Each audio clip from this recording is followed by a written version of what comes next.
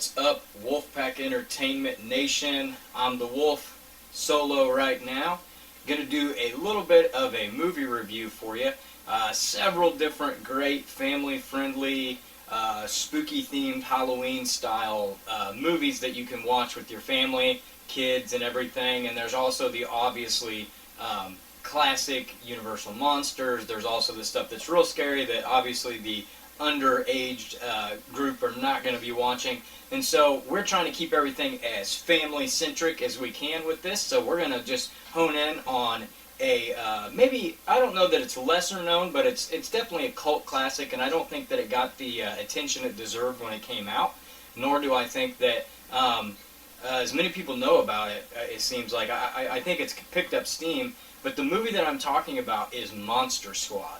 Monster Squad is one of my favorite movies to watch during the Halloween season because there's nothing too bad in it. It's not too scary for the younger viewer. There are some of that 80s comedy that really I'm surprised they got away with some of those things to get the ratings that they did. A few instances of maybe the kids saying some words they probably shouldn't say, or some subject matter that might be a little questionable. So obviously that under teenage crowd, you might want to think twice about letting them watch it. But it's a great movie because what I love about the Monster Squad is you get kind of that 80s vibe with it because that's when it's set, but you also get kind of a little bit of the Goonies in there and some of those other classic movies, but it's its own thing. And it also has one of the few movies that has all of the main Universal horror monsters, those monsters we all know, like the creature from the Black Lagoon, Frankenstein's monster, Dracula, the Wolfe Man. There are all of them in that. The Mummy, and so that's one of the few movies that you actually get all of those classic horror characters in one film, and it's just a lot of fun. It's one of those movies that I enjoy to watch even when it's not the Halloween season. I'll watch it throughout the year, but I definitely always watch it during the Halloween season. It's on my list. I have a list of movies that I watch, and so I just wanted to draw some attention to it and talk about it a little bit. Maybe some things you didn't know, maybe some things you did know, and let's just reminisce and talk about the movie. So Monster Squad is set. There's several kids. They've got their clubhouse, and they're all into monster movies, sci-fi movies, horror movies, all those different things. And what happens is they've got their own squad, their own club, that celebrate those things, and they talk about them, they draw pictures, and they're getting in trouble at school because they're not paying attention, and they're doing stuff to do with their monsters.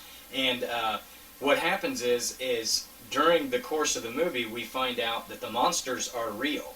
The monsters are actually real, and Dracula is trying to bring all of them together so that he can try to basically take over, and the typical situation where the monsters are trying to rule everything. But one of the cool things in it is that nobody believes the kids, and that's we see that in Goosebumps, Are You Afraid of the Dark, all those. Nobody ever believes the kids. At some point, maybe we should just believe the kids. We're always like, the parents and the adults are just there's no way this could be happening, and the kids are seeing what's really happening. And so sometimes we just need to listen to the kids, I think, and pay attention to what they have to say.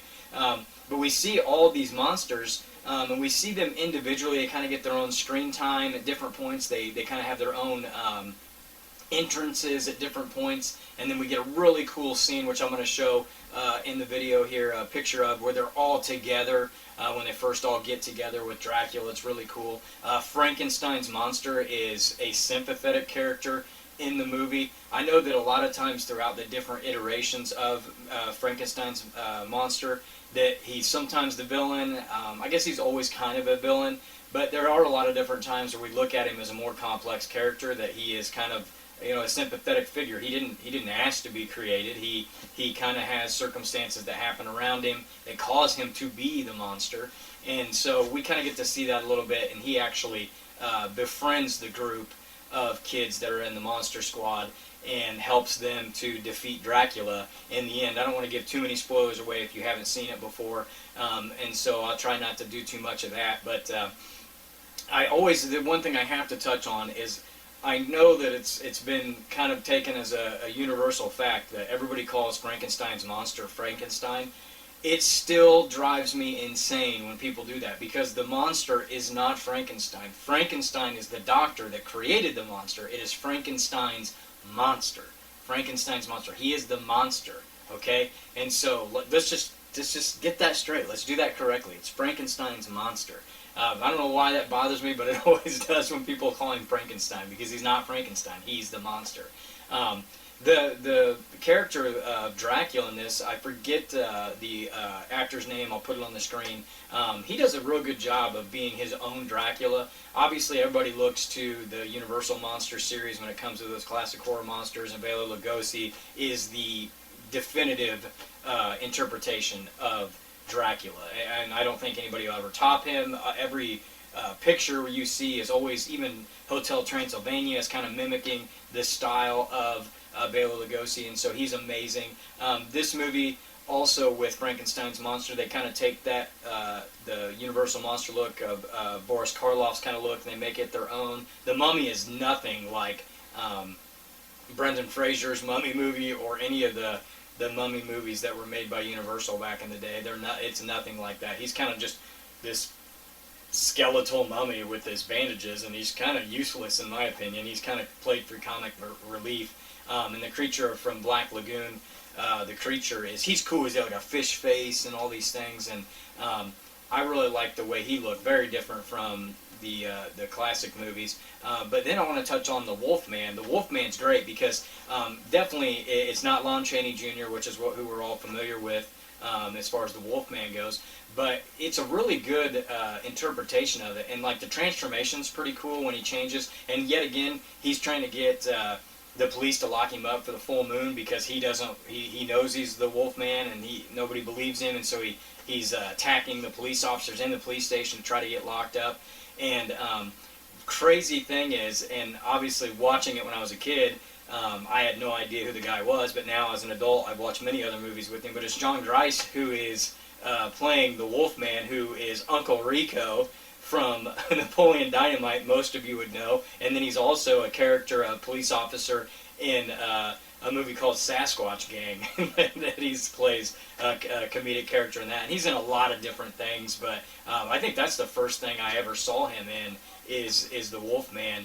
And so he does an excellent job. What I really like about the movie, and this is some of the things that drive me nuts with some of the modern movies and different interpretations, they really kind of try to, on most instances, stick to the typical what would defeat the monster. They even have a discussion about, what is the only thing that can kill a werewolf, and obviously that's a silver bullet. And then they're like, well, what if you blew him up and threw him out of a building? And all these crazy scenarios come up with. They actually do that in the movie, and his body all comes back together. So the only thing that can kill a werewolf is a silver bullet. And so it's really cool that they kind of have those discussions and talk about that stuff and delve into the monsters and everything. And so that's the fun part of it. And they do a nice job of...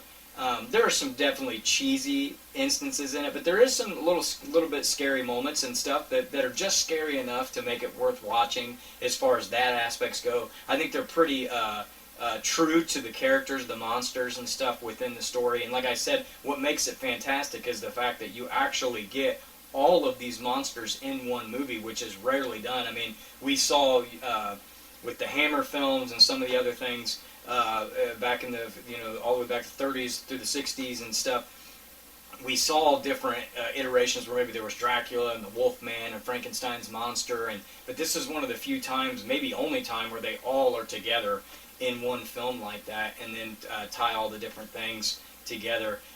But it's cheesy. There's got those typical bad effects and stuff, but I think that's what gives it its charm and makes it enjoyable. There's practical effects, and the monsters it's not CGI, obviously. That's actually makeup, and I love that stuff when there's the actual physical effects for stuff, the practical effects. I'm a big fan of those things. So, like I said, I don't want to get into the spoilers. There's so many different cool things I could mention about different scenes, but the highlight is definitely the monsters. The kids do an excellent job with it, and they stay pretty true to the origins of the monsters and kind of their weaknesses and strengths. And so if you've never seen Monster Squad, you need to watch it. It is a fun film. It holds up in its own cheesy 80s way. Maybe you have seen it and you haven't watched it for a while. I would watch it. Go out and watch it and enjoy it during this Halloween season. I'm going to do a couple more movie reviews on some that I really enjoy, that I watch every year, that I want to put out there for you guys. Just to remind you, hey, go watch that. It's a fun movie. But overall, fun movie. You can't go wrong with it. A great story for it. It's got a lot of heart. I know that's kind of a cliche thing to say, but it's got a lot of heart, and it stays true to the monsters that we know and love. So that's my quick little movie review of Monster Squad. Make sure you go ahead and watch it if you haven't. If you haven't seen it in a long time, watch it. Or maybe you watched it all the time, go ahead and watch it again. If you like this video, be sure to give us a thumbs up. Hit that subscribe button, hit the notification button so that you'll know when new Wolfpack Entertainment videos are coming out. We've got a bunch of different stuff coming out for Halloween. We've got a movie that's an old movie that's got a re-edit that's going to come out that's kind of a Halloween theme. We've got some video game reviews, several different things for fun as we ramp up for the Halloween season and head on into the rest of the year. We're going to be very active. We've got a lot of stuff shot and ready to go. Going to try to bring back that Wolfpack Entertainment excellence and entertainment for you. So stay tuned, stay up to date. We appreciate you. Until we see you next time, I'm the Wolf. It's been nice being